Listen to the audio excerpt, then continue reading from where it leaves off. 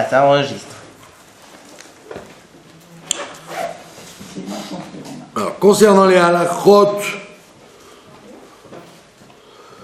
de la préservation du corps et de l'âme, shmirat haguf ve'hanefesh, qui sont des halachot, on l'a déjà dit, assez curieuses, mais qui n'en demeurent pas moins des ordonnances à pratiquer. Alors, nous allons voir aujourd'hui quelque chose de macabre. Lo yilbash minalim shel met. On ne va pas mettre les chaussures d'un mort.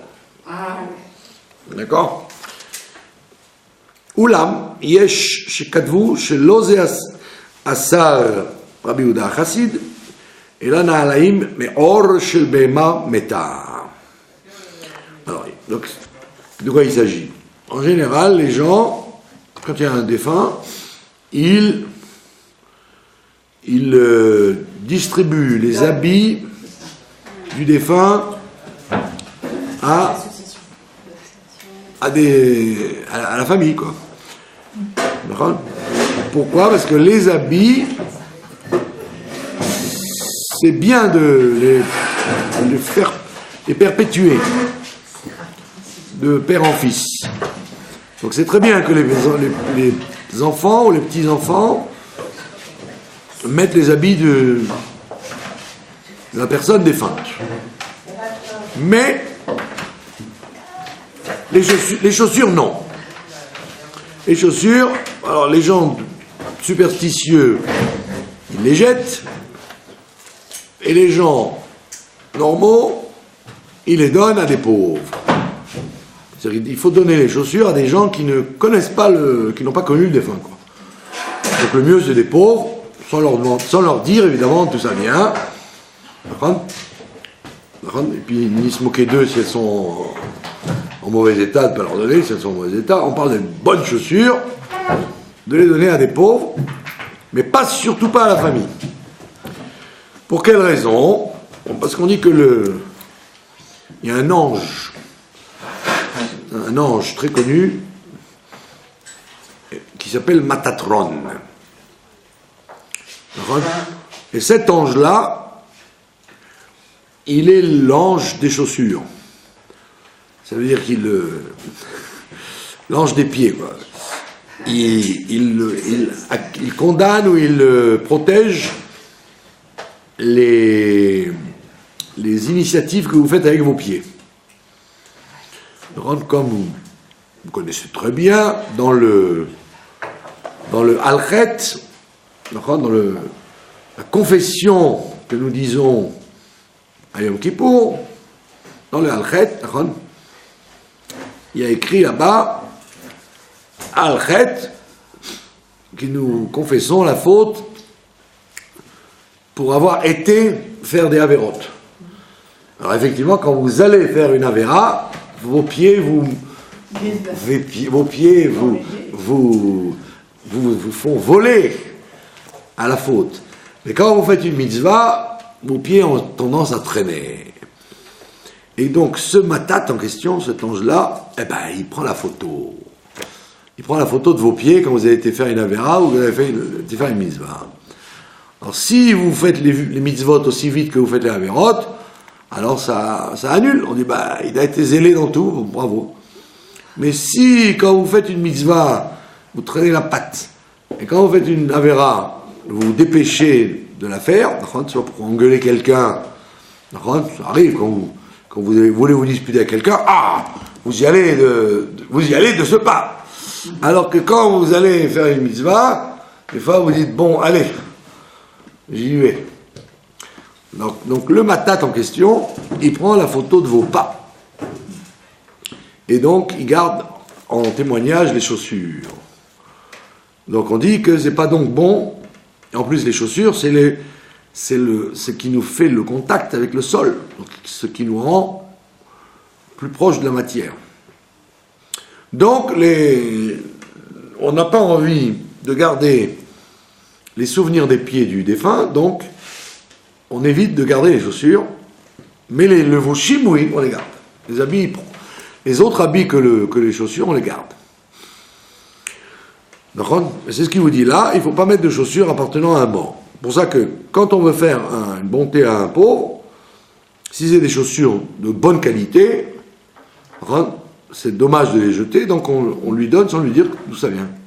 Et alors? Ou on les donne à des ou à des gmachim, ou à des caisses qui donnent des habits, ou alors à des altezachen, vous voyez. Ou alors? Altezachen, les vieilles affaires, quoi. Comment on appelle ça, les altezachen en français, les plus que les bons compteurs, les chiffonniers, quoi, voilà, les chiffonniers. Il y en a pas mal à Jérusalem, des gens qui vous vendent des vieux magnétos, des vieilles ceintures, donc ça s'appelle altezachen. C'est pas grave qu'ils mettent ces chaussures. Ben, puisque vous passez par un altezachen, le gars qui a besoin pour 10 shekels d'acheter une belle paire de chaussures, ben, il n'est pas regardant d'où ça vient. Bon, maintenant il dit... Mera, je comprends pas. Si c'est pas bon pour moi, c'est pas bon pour l'autre. Mais non, parce que l'accusation de cette chose-là, c'est dans la famille que ça se fait. Ah, vous allez toute votre vie porter les pas de votre ancêtre, alors on vous dit, bon, débarrasse-toi de ses pieds, quoi. Maintenant, il vient nous dire ici, d'après le testament de Rabbi Yehuda Chassid, d'où toutes ces halakhot sont tirées, qui est un livre qui amène des halakhot qui sont même pas basés sur des livres, quoi. C'est un testament qu'il a reçu, et qui sont d'ailleurs à l'origine de toutes les superstitions des goïms. Ne pas passer sous une échelle, le chat noir, ce que je sais, moi, casser un miroir, et tous ces trucs-là, c'est en vérité tiré à l'origine de Rabbi Yehuda Chassid. Alors lui, Rabbi Yehuda Chassid, il dit non, on ne parle que de chaussures qui auraient été faites d'une bête morte. Donc il faut que ce soit du cuir, ça veut dire. Pas des Crocs ou des Grocs ou des Nike ou des Puma ou des ce que je sais moi, des trucs en élastomère, plastique, etc. En pétrole qui vient d'Iran. On parle uniquement de chaussures qui seraient à base de bêtes. Donc du cuir, soit du veau, soit du serpent, enfin des chaussures de gens blindés, quoi. Vous avez compris? Voilà. יש מי שכתב להחמיר שלא ללבוש נעליים של מת כל עוד שלא ידוע סיבת מיתתו. Il y en a qui disent, ouais, tout ça c'est bien beau, mais il vaut mieux ne pas mettre ses chaussures tant qu'on ne sait pas de quoi il est mort. Donc si c'est quelqu'un qui est mort de vieillesse, d'accord, comme aujourd'hui c'est la plupart du temps le cas, puisque la Gemara dit après 70 ans, c'est un cadeau. Donc aujourd'hui, la plupart des gens, ils partent, en ce moment, il y a plein de gens, 100 ans, 102 ans, c'est beau, quoi. Donc c'est même pas un deuil, quoi. Ils sont partis sans être grabataires, sans perdre la conscience. À la limite, on dit Bekaro Wetzli, quoi. Ça m'arrive à moi, quoi. Dans leur lit à 102 ans, avec leurs petits-enfants, leurs arrière-petits-enfants, ils disent au revoir, ciao, ciao. Donc c'est pas tellement un deuil à ce moment-là, c'est un bon voyage, quoi. Donc, et on vous dit, à partir de 70 ans, tu peux dire ça déjà, puisque 70 ans, c'est un bel âge, alors qu'aujourd'hui, 70 ans, on dit c'est rien. On dit, oh, ben il était jeune, avec 75 ans, ou 85. Donc lui, il dit, si tu ne connais pas la raison, ne mets pas les chaussures. Donc ne fais pas un sale coup aux pauvres en lui donnant des chaussures de quelqu'un qui serait mort, par exemple, s'il a été assassiné. Des règlements de compte, à savoir. Ou même assassiné bêtement, une balle perdue, ça arrive. Ou un accident de voiture. Tout ce qui est une mort brutale et où on n'a pas eu le temps de faire Kriyat Shema, etc., ou alors un jeune dans les souffrances, etc., tous ces trucs-là désagréables, ça, on évite de mettre ces chaussures-là. Mais si c'est un brave mort, d'accord, vous êtes bien renseigné que c'est après 70 ans, d'accord, et s'il n'y a pas eu de malheur particulier, alors, la brioute, qu'ils les mettent en bonne santé. D'accord? Et il te dit, mais il n'y a pas besoin d'être macpide, de chercher à savoir trop, quoi. D'accord?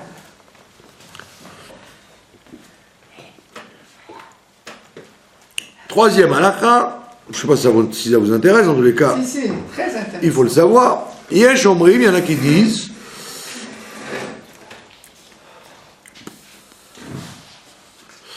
ouais, il y en a qui disent que de quelles chaussures on parle, qu'il ne faut pas les mettre, c'est les chaussures qu'il avait quand il était malade. Donc si c'est un homme aisé, qui avait 12 ou 15 paires de chaussures, et donc il y en a 14 qui sont dans l'armoire depuis des années, et une qu'il avait, et c'est avec celle-là qu'il était malade et qu'il est mort. Alors on dit celle-là, oui, vous la donnerez pas, vous la jetterez, alors que les autres, tout le monde peut les garder, c'est pas des chaussures maléfiques. D'accord? Maintenant, si c'est des chaussures qu'il avait avant d'être malade, elles n'ont aucun problème, même les héritiers peuvent les mettre. Avant d'être malade? Oui, avant qu'il ait... Quand il n'était pas malade. Voilà, il a une belle garde-robe, il a des belles chaussures, des belles godasses italiennes, à 300 €, et bien la brioute, il n'y a aucun problème, même la famille peut les mettre. D'accord? Et il y en a qui disent qui sont encore plus coulants, ils disent, il n'y a que les chaussures qu'il avait au moment de sa mort qu'il faut éviter. Donc, c'est un accident de voiture, par exemple, ces chaussures-là, vous vous en débarrassez, mais les autres, non. Je m'excuse d'être macabre, mais comme disait Pierre Dac, mourir, c'est la vie. C'est pas macabre, c'est réaliste. D'accord? D'ailleurs, mourir, c'est un manque de savoir-vivre. Yesh le Achmir. Quoi? Mourir, c'est un manque de savoir-vivre. On vous fera l'explication de Rachi sur Pierre Dac, qui était juif d'ailleurs.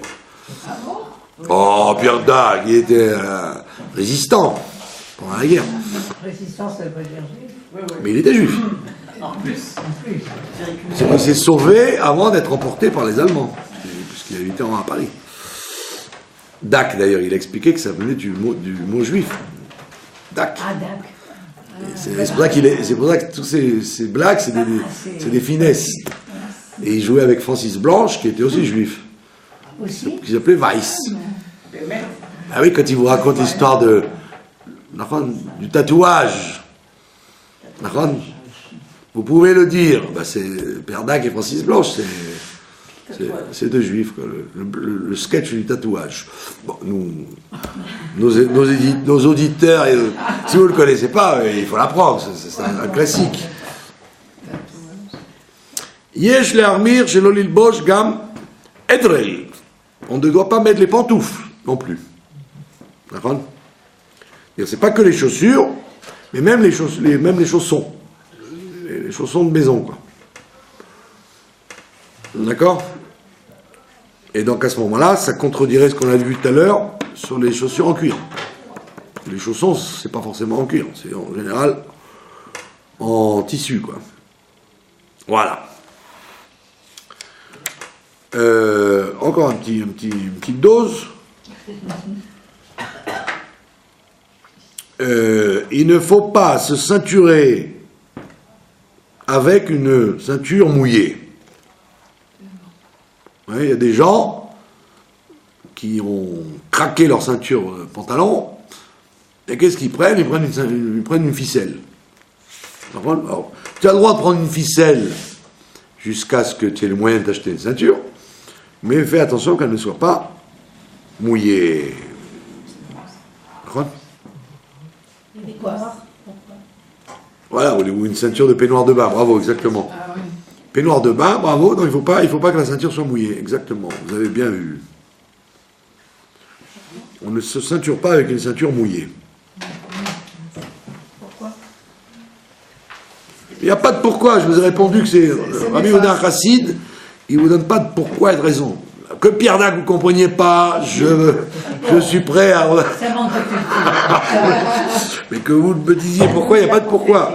Oui. D'accord ? Voilà. Et enfin, voilà, ça c'est intéressant, parce que ça peut arriver.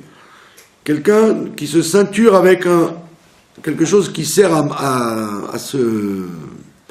un foulard, quoi. D'accord ? C'est dangereux pour la parnassa. Donc si vous avez un foulard, Un foulard. Un grand châle alors. non, un foulard, pas un châle, un foulard, un truc comme ça, vous voyez, un truc fin, ou comme ça. Donc vous pourriez éventuellement le mettre comme foulard, ou alors le mettre comme ceinture. Par contre, si vous êtes un peu baba cool, alors on te dit non, ou tu t'en sers pour le cou, ou tu t'en sers pour la taille. Sinon, c'est problématique pour le gagne-pain. Voilà, se ceindre les reins. Alors prends quelque chose qui ne sert qu'à ça, se ceindre les reins. Ne prends pas un foulard que tu mets autour de la taille, du cou. Et ça aussi, c'est une règle et sans explication. Bah et oui, c'est dangereux pour la parnassa, vous n'allez pas prendre le risque. Et si elle est prévue juste à cet effet, on peut l'utiliser. Il faut pas en faire un double usage en fait. Non, il vous a dit deux usages particuliers. Si tu le mets autour du cou, tu peux le mettre autour de la tête. Oui, d'accord. Autour des pieds. Il a dit autour ici. N'inventez pas des... Vous avez donné un doigt, ne prenez pas le bras. Il vous a dit le cou, pas le corps. Maintenant, le cou, la tête, ça peut marcher ensemble, ou les pieds, ça peut marcher ensemble, mais pas les reins, pas le... D'accord ? Pas le principe de ceinturer. En fait, des choukim. C'est même pas des choukim, c'est des ségoulottes qui n'ont pas d'explication. Je vous donne un exemple tout inquiétant. Il y avait un monsieur, bon, ça vous dira rien, mais je vous l'explique quand même, quand vous pliez votre téfiline, mesdames, quand vous pliez votre téfiline, le nœud de la tête, il ne faut pas le mettre en dessous, il faut le mettre au-dessus. D'accord ? D'où on le sait, qu'est-ce qui s'est passé ? Il y a un monsieur, il perdait les gens de sa famille. Et il a été voir l'un des rabbis de Toldot Aaron, à l'époque, et il lui a dit, est-ce que quand tu plies tes tefilines, tu mets le nœud en haut et pas en bas ? Il a dit non, je mets toujours en bas. Il dit, voilà, c'est pour ça qu'il y a des gens qui meurent. Donc, vous voyez qu'il y a des ségoulottes qui sont des fois... comme le loto, qui peuvent rapporter gros, vous voyez. Donc, demandez-moi le rapport entre le nœud en haut, le nœud en bas, et là, le décès des gens, je n'en sais rien.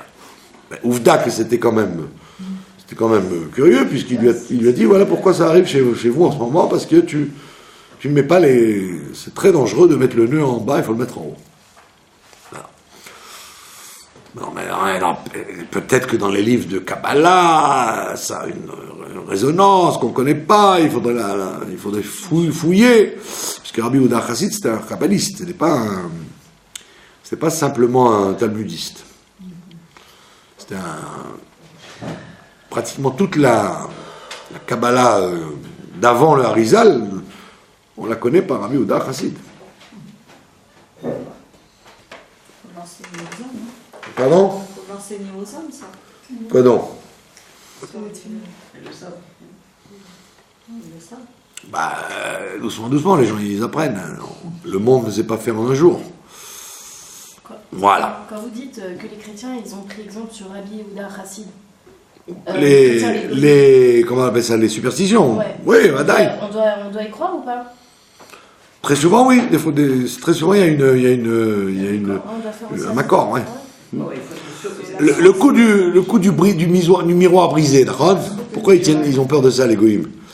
Parce que c'est connu que quand quelqu'un quitte cette terre, d'accord, il se promène dans la maison où il est mort. Il se promène. Et moi j'ai vu des gens qui les ont vus. Des gens qui ont vu quoi? Le mort. Pendant qu'ils étaient assis pendant les 7 jours, alors ils avaient oublié de faire ce que les gens font, de couvrir les glaces. Ah oui. Les gens couvrent les glaces. Les miroirs, oui, les miroirs. Oui. Oui, les miroirs, les glaces. Et les gens, ils ne savent jamais pourquoi il faut faire ça. En réalité, pourquoi il faut faire ça? Parce que le mort, il passe, vous ne le voyez pas normalement, mais dans la glace, vous le voyez. Et je connais quelqu'un qui était mort de peur parce qu'il se coiffait.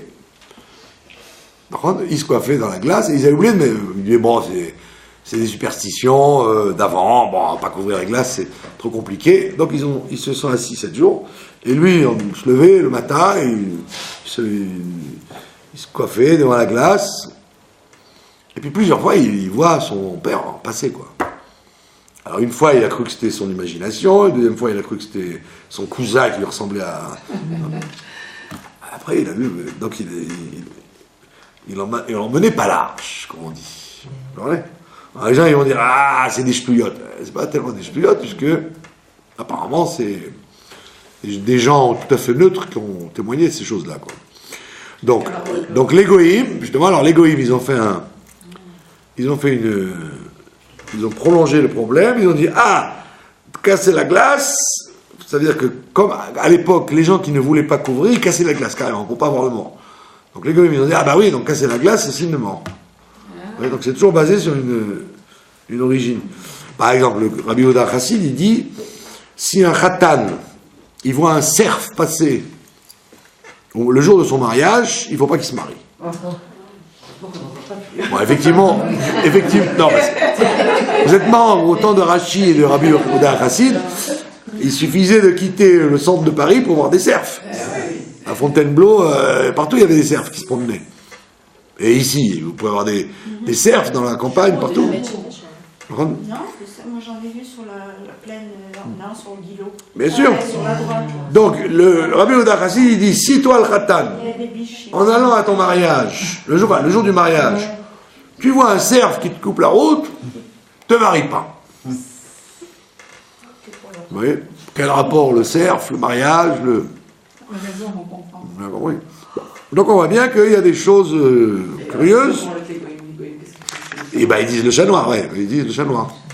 Le chat noir, on va le voir dans le livre des Gilgoulim, effectivement. Alors, le chat noir, c'est un des Gilgoul les plus dramatiques qui soit, quoi. De revenir en chat. Donc, tous ces trucs-là, toutes ces halakhot, on ne discute pas. On s'exécute, et puis si on veut chercher, on peut chercher les raisons. Pas interdit de chercher les raisons.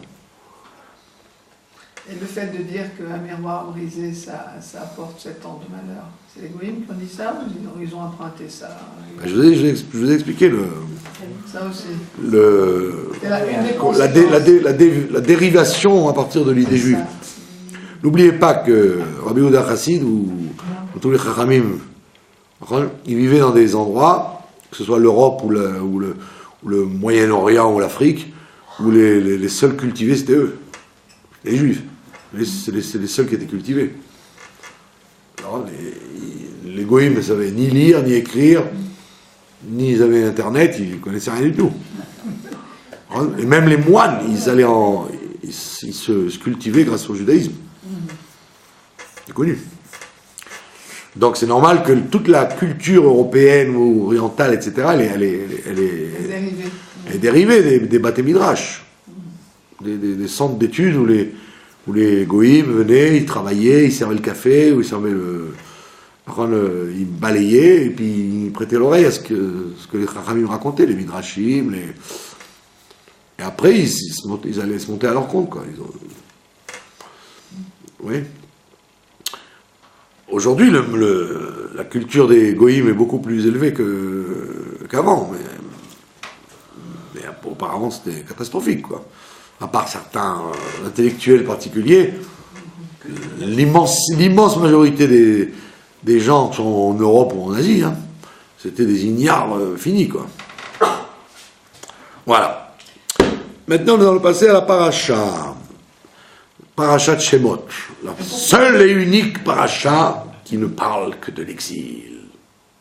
Avant, l'exil n'a pas vraiment commencé, et après, il commence à se terminer avec les 10 plaies qui commencent. Donc Shemot, c'est la paracha qui ne traite que de ce problème de l'exil. Et de la gravité, la densité de l'exil. Et dans la paracha, il y a un midrash qui nous raconte que mademoiselle plutôt, Myriam, la sœur aînée de Moshe, la petite fille qui n'avait que 5 ans, quand sa maman accouche de Moshe, elle annonce, elle dit comme ça, à brûle pour point, oh, le sauveur est né, le rédempteur est né, en parlant de son frère. Et son père lui dit, le Midrash nous dit qu'il lui a mis la main sur l'épaule et lui a dit, oh, ta prophétie va se réaliser, ma fille. D'accord ? 3 mois après, le méchant pharaon, avec sa Gestapo de l'époque, fait incursion dans les quartiers juifs et il ramasse. Et donc ils avaient les dates approximatives où les femmes pouvaient être enceintes, etc., etc. Donc, ne pouvant plus cacher son frère, son fils, Yocheved le met dans une petite arche en jonc. Vous connaissez toute l'histoire. Et à ce moment-là, elle dit, bon bah, adieu Vat, comme on dit. Lui et son destin, il le jette à côté du fleuve. Et à ce moment-là, toujours le père, Amram, il tape sur la tête de sa fille et il dit, ah, tu vois, ton rêve s'est évanoui. Et c'est pourquoi il est écrit juste après dans le texte que sa sœur, elle s'est mise pas loin, elle s'est mise de loin, pour savoir ce qu'il allait advenir de lui.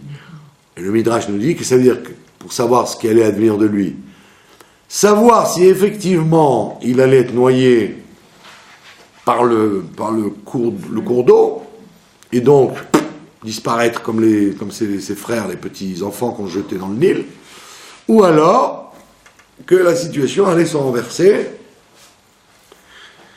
Et donc quand elle a vu Bithia, la fille de Pharaon, ramasser le berceau, elle a compris que sa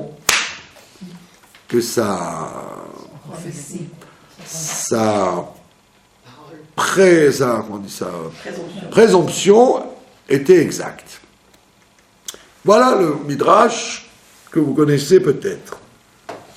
Viennent les commentateurs et disent, Rega, il y a un problème ici. Il y a un problème. Quel est le problème?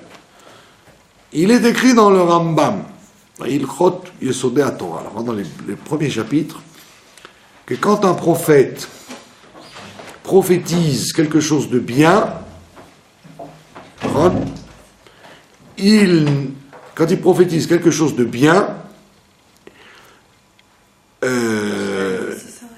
sa prophétie est obligée de se réaliser. La prophétie est obligée de se réaliser s'il dit quelque chose de bien. S'il dit quelque chose de pas bien, alors le Rambam il dit, là c'est pas sûr que ça se réalise, parce que la tchouva existe, Donc s'il a annoncé un malheur et que ce malheur ne se réalise pas, ça n'est pas grave, ça ne nuit pas à sa qualité de prophète émet, prophète de vérité, puisque peut-être que les gens ont fait tchouva, et donc ce qu'il avait vu qui devait arriver n'arrivera pas, puisque grâce à la tchouva, la mauvaise prophétie s'est évanouie. Mais quand c'est une bonne, si elle ne se réalise pas, c'est un faux prophète, puisqu'il a menti. Il a dit une chose qui n'est pas vraie. Donc, la question se pose. La petite Myriam, elle dit, le Rédempteur est né, et c'est tout. C'est son père qui vient et qui dit, c'est une prophétie ce que tu viens de dire. Donc c'est le père qui vient attester que cette phrase de sa fille n'est pas simplement une phrase infantile, ou une phrase d'un enfant sympathique, c'est le Rédempteur qui est né. Non, il dit, c'est une nevoie terre, il est un nevoie. Et il la félicite. Alors, qu'est-ce qui s'est passé, puisque c'est une bonne prophétie? Pourquoi 3 mois après, il lui dit, en se moquant d'elle, où elle est ta prophétie, ma fille? Alors, il faut savoir, si c'est une bonne prophétie, Ron, il n'y avait rien à craindre. Ron. Donc, pourquoi 3 mois après, il a eu des doutes? Et pas seulement qu'il en a eu lui, c'est qu'elle-même, elle a eu des doutes, puisqu'elle a été voir, elle a été suivre le petit berceau pour savoir qu'est-ce qu'il allait devenir. Si ce qu'elle avait dit allait se réaliser ou pas. Donc elle-même, elle n'était pas sûre. Vous suivez ou pas? Tout à fait. Donc il y a une question. Un enfant, il peut être prophète? Ouais. Un enfant peut-il être prophète? Votre question est élémentaire, mon cher Watson. Parce que, moi je vais vous faire rire, c'est bien. Puisque quand Madame Hana a envoyé son fils Shmuel à l'âge de 2 ans chez le grand prêtre Élie, où ça? À Shiloh. Élie lui a dit, tu vas avoir un enfant et emmène-le-moi, on va s'occuper de lui. Donc à 2 ans, elle l'envoie là-bas, il dort dans une autre pièce, et dans la nuit, il se réveille plusieurs fois. Et il dit, Élie, tu m'as appelé, jusqu'à ce qu'Élie dise, oh, c'est bizarre que cet enfant croit qu'on l'appelle, et donc il a décelé chez lui qu'il avait déjà des appels prophétiques alors qu'il n'avait que 2 ans. C'est un enfant prématuré, quoi. C'est un enfant, prodige. Non, il n'était pas prématuré, justement. Shmuel était né en son temps. C'est Moïse qui était un enfant prématuré. Donc, on voit bien que Élie, le grand prêtre, qui était Navi, qui était prophète, il voit chez un enfant de 2 ans qu'il est déjà Navi. Et c'est pour ça qu'il l'a gardé, justement pour l'éduquer à la prophétie, puisqu'il avait déjà une matière à ça, quoi. Donc on voit bien qu'un enfant peut être prophète. Et donc Myriam peut être prophète. Voilà, son père lui dit, tu as prophétisé. Maintenant, puisqu'elle a prophétisé en bien, le Mashiach est né, alors donc c'est une bonne chose. Donc pourquoi ça s'annule? D'accord? Alors les Mefarshim veulent dire la chose suivante. Les Mefarshim veulent dire la chose suivante. Les commentateurs, ils disent, cette histoire du Rambam, comme quoi une prophétie positive ne peut jamais s'annuler, elle a quand même des comment on appelle ça, des limitations. Des limitations, voilà. Elle a des détails qui font que ce n'est pas toujours vrai. Exemple. Yaakov Avinu, quand Dieu lui promet quand il s'en va chez Lavan, il lui dit, je te protégerai, et tu reviendras ici à la maison de ton père, sain et sauf. D'accord? Quand il revient 20 ans après, on voit que Yaakov a peur. Il a peur. Alors les Mefarshim disent, pourquoi il a peur? Dieu lui a promis. S'il lui a promis, il n'a pas à avoir peur. Et Yaakov nous dit, parce que il a eu craint que la faute de ne pas avoir respecté son père pendant 20 ans lui soit payée maintenant. Et donc, peut-être que la prophétie qu'il a reçue à 20 ans, c'était une prophétie conditionnée. Et donc, peut-être qu'il y a des choses qui vont l'accuser et qui vont faire qu'il ne sera pas protégé. Donc, il a eu peur de cette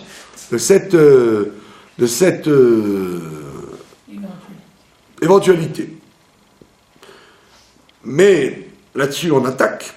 On dit, attends, les gars, ça va pas du tout, ça.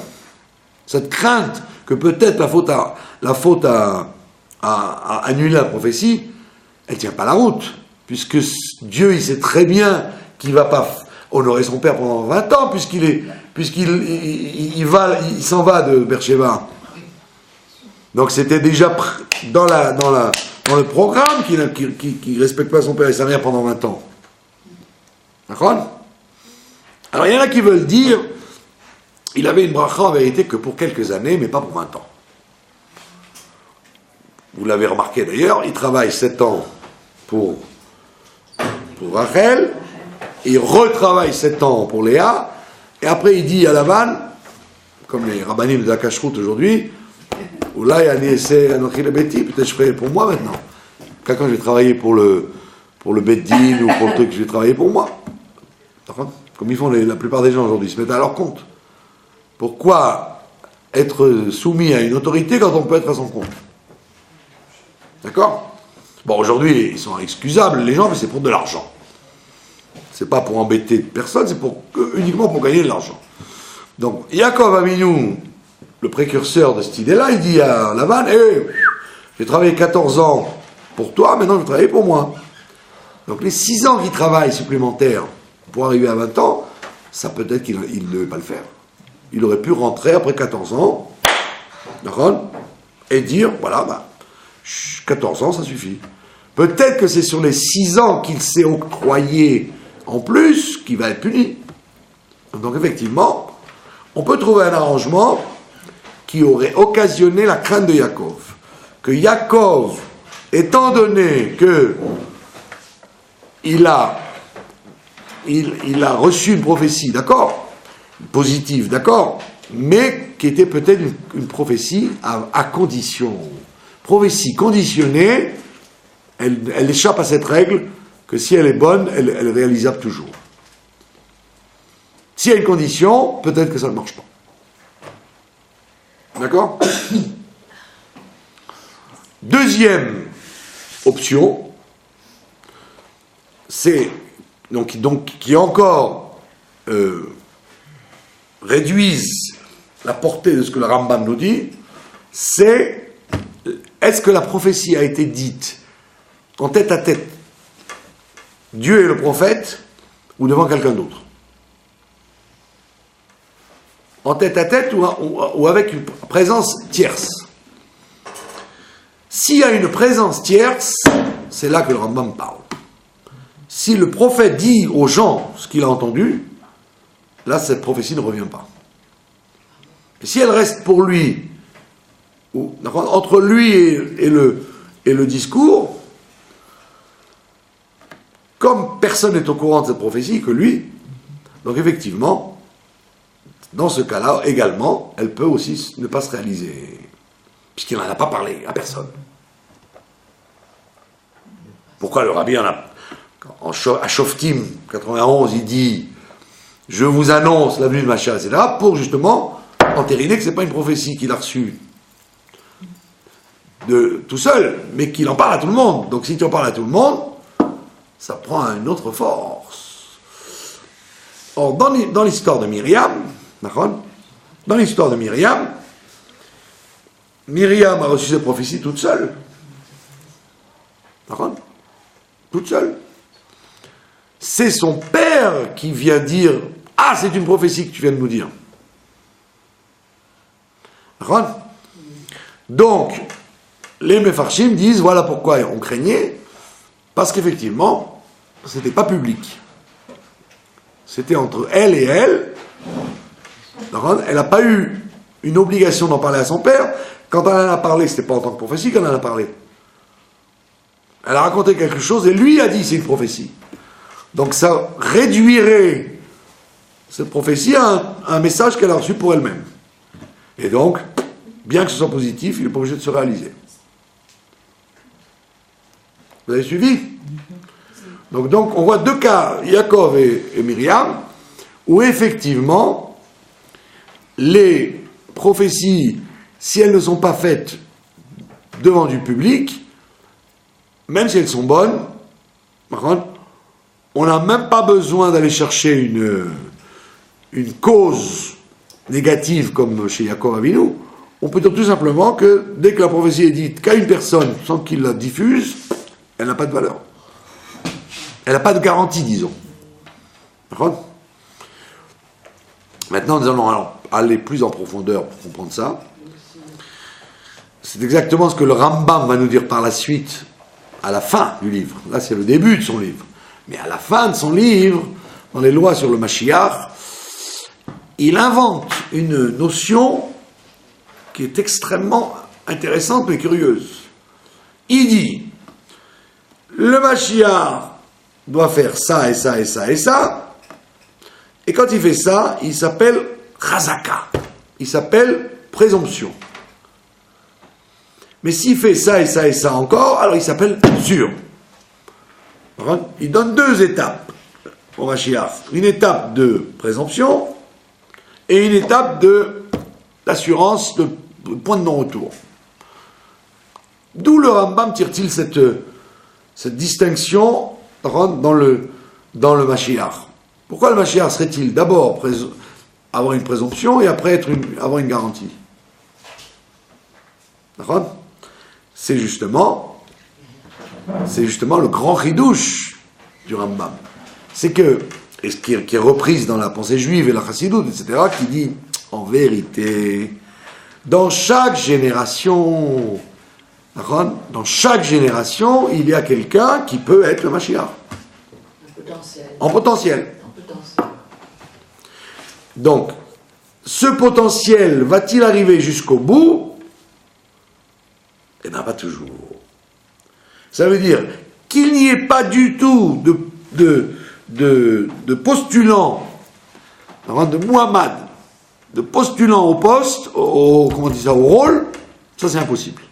Sinon la croyance dans le Mashiach n'aurait aucun sens. Si je crois que Mashiach va venir, il n'y a pas quelqu'un pour jouer le rôle, ça n'aurait aucun sens. Comme si je disais, j'ai pris un taxi mais il n'y avait pas de chauffeur. Tu n'as pas roulé, tu n'as rien fait, quoi. Donc si on nous dit que Mashiach peut venir dans chaque génération, c'est qu'il y a quelqu'un qui peut être the right man in the right place, l'homme qu'il faut au moment qu'il faut. Right. D'accord? Right. Qu'est-ce que j'ai dit? J'ai dit ça. Right. R-I-G-H-T. Vous voulez que je le fasse en Arafat? The right man in the right place. The right man in the right place. Ça vous plaît mieux comme ça? Avec l'accent yankee. Mais Kitsour, donc vous êtes obligé de dire qu'il y a donc quelqu'un qui peut jouer ce rôle, et maintenant tout dépend du mérite de la génération. Si la génération fait tchouva, il vient. Si elle ne fait pas tchouva, eh ben, on repousse ça à la génération qui suit. Et on avance. Et pourquoi ça dépend du mérite de la génération et pas du potentiel qu'il n'a pas réalisé? Parce que le Rambam vous dit que Mashiach ne vient que si le peuple juif fait tchouva. C'est que la tchouva qui amène le Mashiach. Le Mashiach, il a toutes les forces que vous voulez, mais si on l'a pas laissé, si on n'a pas été des bons clients, ben il repart avec ses valises. Vous comprenez? C'est pas, s'il a un potentiel, si Dieu l'a choisi, c'est parce qu'il avait un potentiel. Oui. C'est pas la théorie chrétienne de la grâce qu'on donne à n'importe quel tordu. C'est qu'il a toutes les qualités requises. Maintenant, le peuple le peuple n'a pas exploité cette chose-là. Il a raté son monsieur. Et donc il s'en va et on continue. La course continue tant qu'on n'a pas fait de tchouva. Parce que le Rambam il vous dit pas dans les lois de tchouva. Tout dépend du Mashiach. Non, il vous dit tout dépend de la tchouva. C'est la halakha, elle est comme aussi bien Rabbi Eliezer que Rabbi Yoshua. Ils vous disent, on peut rien faire. Le Mashiach ne viendra que quand il y a la tchouva.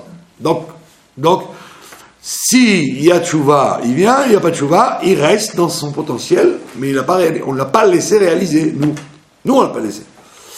Mais le ridouche, c'est que le Rabbi a dit que tout le Ham Israël a fait tchouva, Oui. que le monde humilié est alors. prêt, Humilié. et le monde est prêt pour recevoir le Mashiach. Ouais, c'est très joli ce que vous avez dit, mais comme. Ce sont les paroles du Rabbi. Non, mais c'est très joli ce que vous avez dit, mais seulement ce que vous n'avez pas dit, et ce que je vais moi vous dire, c'est que le Rabbi dit le monde est prêt. Et il n'a pas dit les Juifs sont prêts. Ben oui. Donc ça veut dire que le monde est prêt, donc ne cherchez pas des excuses en disant le monde n'est pas prêt, nous ça sert à rien qu'on soit prêt.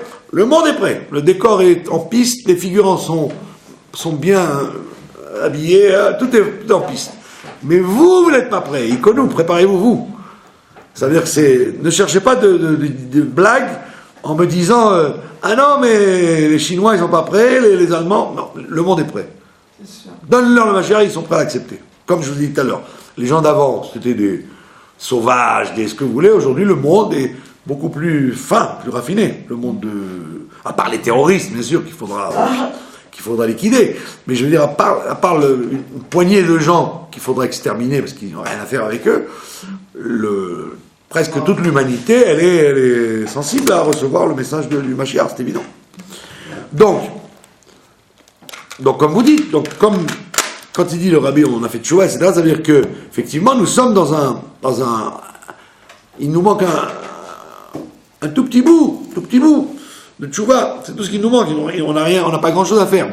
Maintenant donc c'est là la réponse de notre histoire, c'est qu'en vérité et donc vous comprenez maintenant le Rambam pourquoi il voit deux stades dans le Mashiach.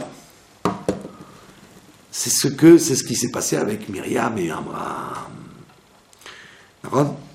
Amram lui dit, étant donné qu'on est dans un temps propice à la délivrance, moi, Amram, je n'étais pas encore dans la Tmouna, puisque le temps n'était pas prêt, donc il n'y avait même pas encore cette possibilité de Goël, ni chez Abraham, ni Yitzhak, ni dans les 6 personnages qui ont précédé Moshe, il n'y a aucun qui peut être le Goël, puisque on ne parle pas encore de Galout, ni donc de Géoula non plus. Mais maintenant, le temps est venu, il faut un Goël. Mais un Goël quoi ? Potentiel. Un Goël potentiel. C'est pour ça que la prophétie de Myriam, elle se découpe en 2 morceaux en fait.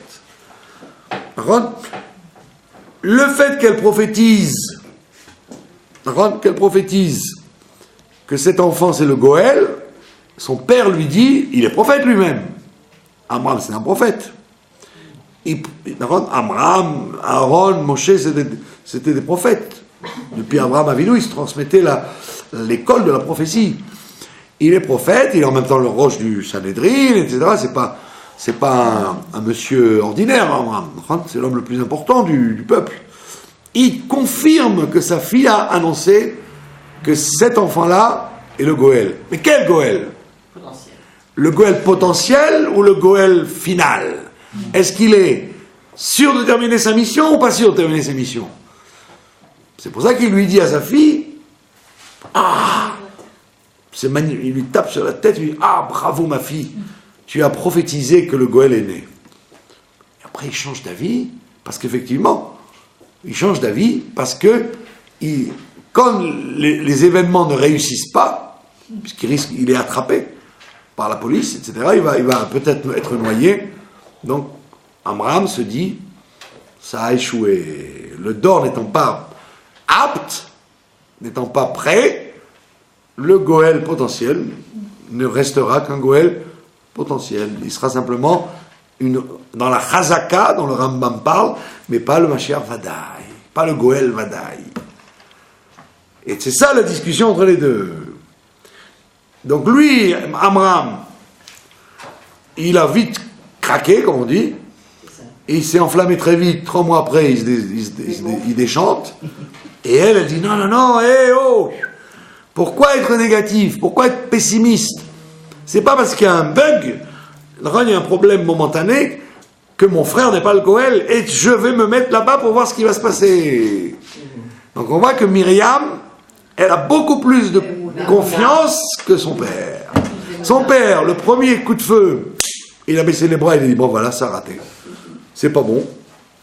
Il était potentiel, mais ça pas, puisqu'ils ont vu la lumière, il est né, etc. Ils ont vu la lumière, ils ont vu tout est bon, il a une chazaka d'être un Goël, d'être un rédempteur, une présomption très forte, il est le 7e, il est mon fils, il a la lumière, tout est bon.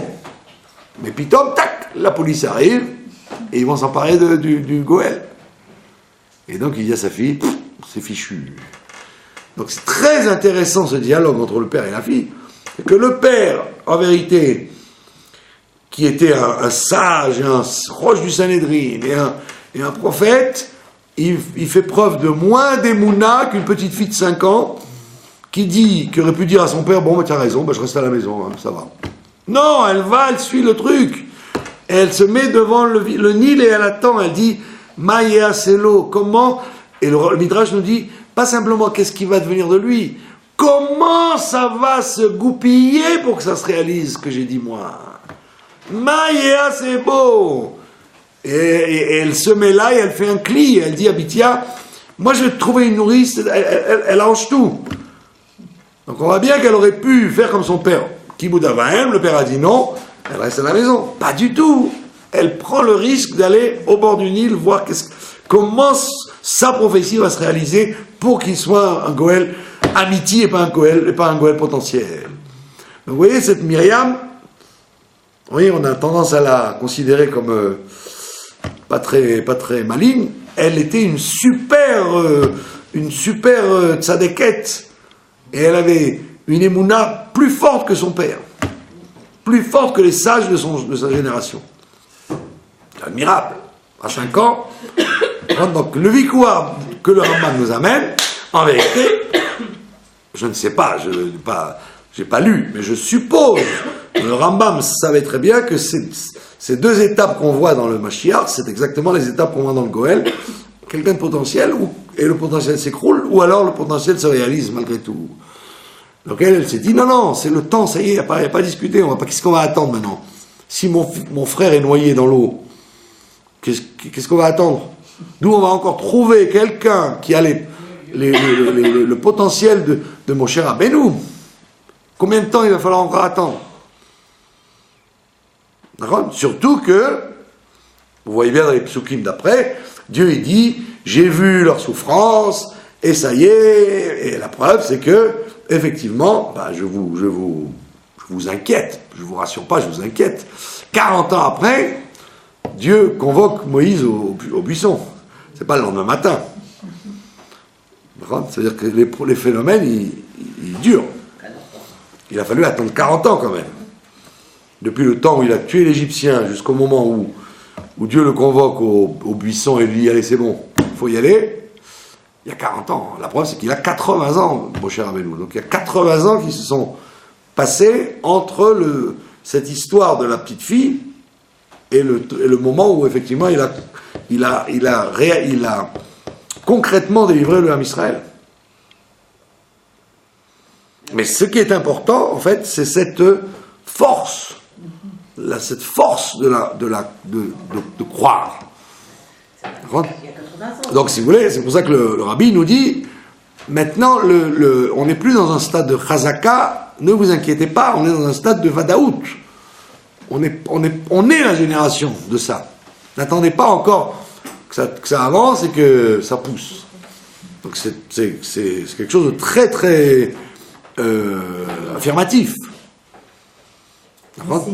C'est extraordinaire parce que c'est exactement ce qui se passe même aujourd'hui. Tous ces gens qui se trouvent à 770 qui n'ont pas connu le Rabbi, ils ont une émouna du Rabbi Meler HaMashiach, que les anciens, comme Amram, qui ont connu le Rabbi, qui sont des Talmidei Chachamim. Oui, ça n'a rien à voir. Eh bien, ils représentent Amram. Donc, on a l'impression que l'histoire se reproduit. Bah oui. C'est la même force, la même. Il y a toujours une. Non, mais je parle. Il y a toujours une. Oui. Bah, effectivement, c'est un problème de foi. Voilà, Ou vous pensez que la Vadaout va se réaliser, ou vous pensez que c'était une Chazaka, et puis il faudra attendre encore. Non, mais vous voyez bien que c'est intéressant parce que c'est un dialogue entre deux prophètes, un prophète de 5 ans et un prophète de 100 ans. Quel âge avait-il de Amram? Il était très vieux. Et vous voyez quand même que c'est pas ni l'âge, ni la capacité qui fait la foi. Par contre, la foi, elle peut être très forte chez quelqu'un qui n'a pas le même potentiel intellectuel que l'autre. Parce que c'est extraordinaire qu'elle ait bravé l'affirmation de son père. Effectivement, elle fait tellement bien les choses que c'est elle qui arrange le shidur, puisqu'elle lui dit tu veux une nourrice, bah voilà, je connais quelqu'un, je t'amène, on verra après pour les frais, on s'arrangera plus tard.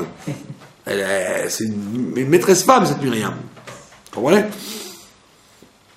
En plus, il est tombé entre de bonnes mains, il est tombé dans les mains de Bithia, la convertie de luxe. Vous connaissez d'ailleurs le Midrash que je vous ai cité l'autre fois. Le Midrash Talpiot, il dit Bithia et Tzipora étaient deux jumelles. Je vous l'ai dit l'autre fois, non? Bithia et Tzipora, c'était deux sœurs jumelles. Maintenant, comme Bithia, bien qu'elle soit venue se convertir et se nettoyer des idoles de son père adoptif, parce que Pharaon n'était pas son vrai père, c'est son père adoptif, malgré tout, Moshe ne pouvait pas se marier avec elle, puisqu'elle a été quand même une fois idolâtre, avant de se convertir. Et lui, il est spécial, puisque la halakha nous dit que, et ça a toujours été comme ça, un petit enfant juif peut téter d'une mère goy. Il y a beaucoup de nourrices dans les histoires, où la nourrice n'était pas juive. On donnait des enfants à des nourrices non juives, quand la mère n'avait pas de lait suffisamment ou qui était trop faible. Ouais, c'était pas toujours des nourrices juives. On prenait la nourrice, celle qui avait le meilleur lait, quoi, la costaud du village.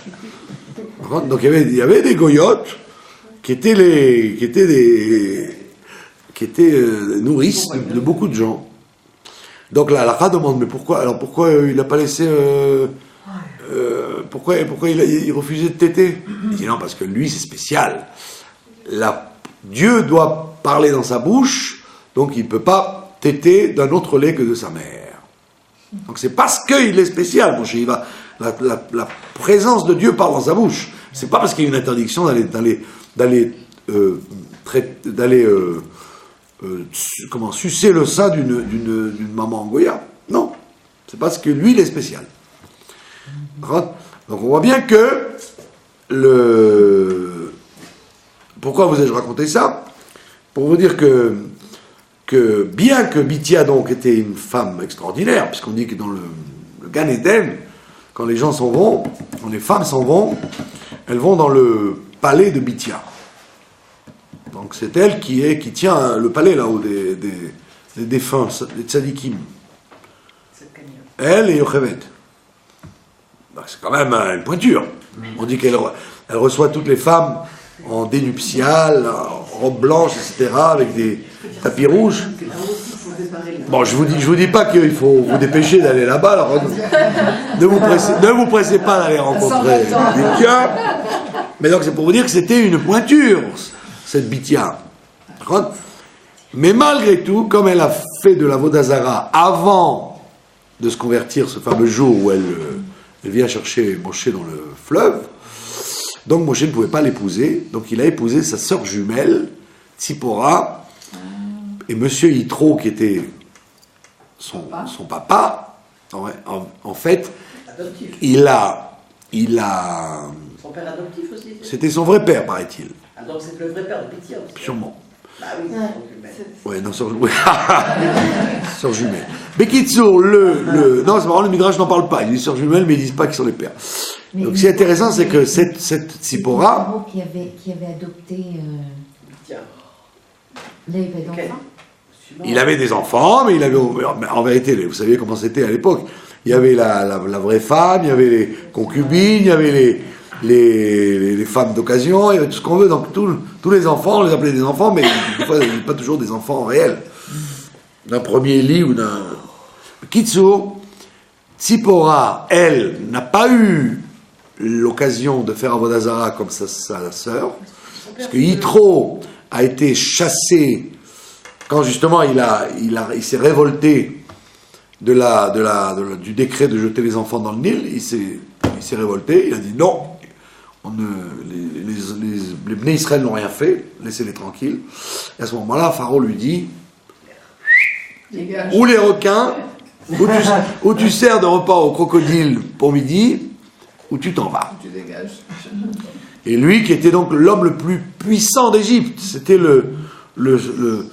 c'était le conseiller privé de Pharaon, il se retrouve à la rue. C'est une force, non? Il a sacrifié, comme Abraham Avinu, il a sacrifié le pouvoir et l'avenir pour la vérité. Lui aussi, c'était une pointure.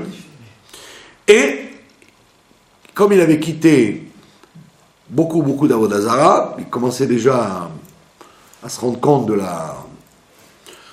la tromperie qu'il y a dans l'Avodah Zarah, donc il n'a donc pas élevé ses filles dans l'Avodah Zarah.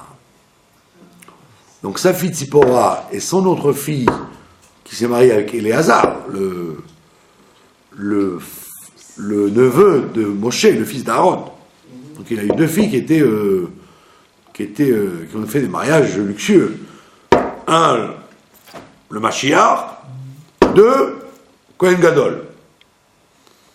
Donc Yitro, c'était quand même une personnalité.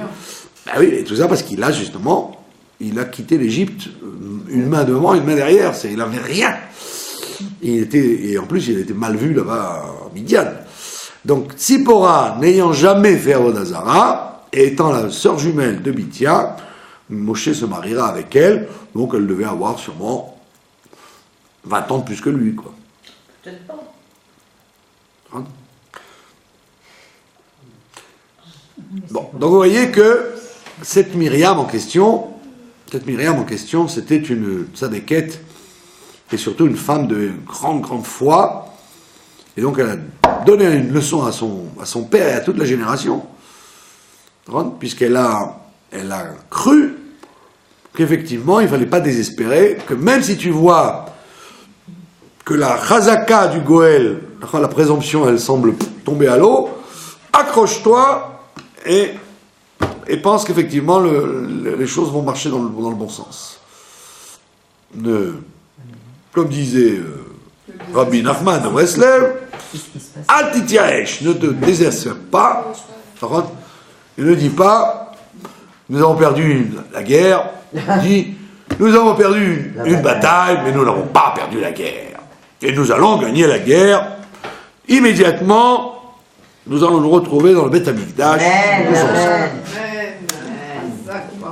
Je vous remercie de votre attention.